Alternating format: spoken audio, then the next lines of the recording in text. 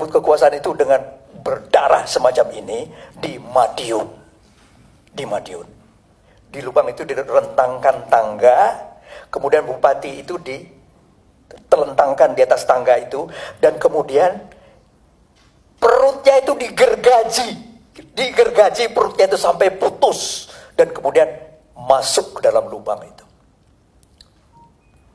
Rakyat yang ada di tempat itu ingat itu mengenai itu. Ada dituliskan di buku sejarah, tapi buku sejarah tidak dibaca atau dihapuskan.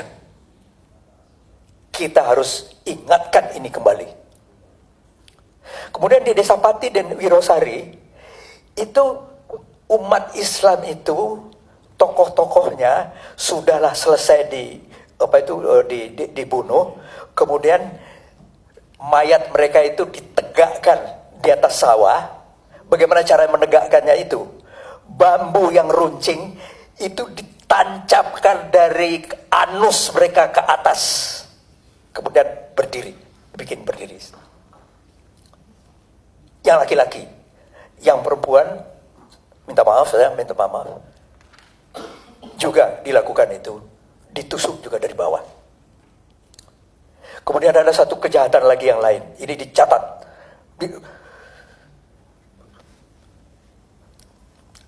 Pak Mun'im ini berjasa besar menulis buku ini. Saya mengutip di sini. Ada seorang ibu mendengar suaminya dibantai oleh PKI di Soco, di Jawa Timur.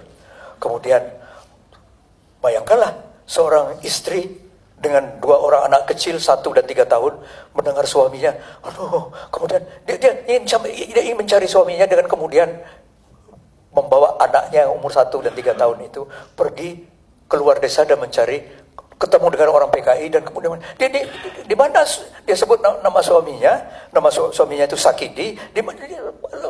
Mas Sakidi di mana? Mas Sakidi di mana? Kemudian orang-orang PKI itu melihat ini, kemudian ditunjukkan kuburannya, kemudian dia datang ke sana. Begitu sampai di sana, anaknya yang 1 dan 3 tahun ini diambil, kemudian ibu Sakidi ini dibunuh di atas lubang suaminya itu, kemudian dicorokkan, dimasukkan ke dalam. Anaknya diselamatkan oleh adik Sakidi. Nah, inilah kejahatan yang mereka lakukan. Tolong dibaca lagi yang dalam kotak, Pak.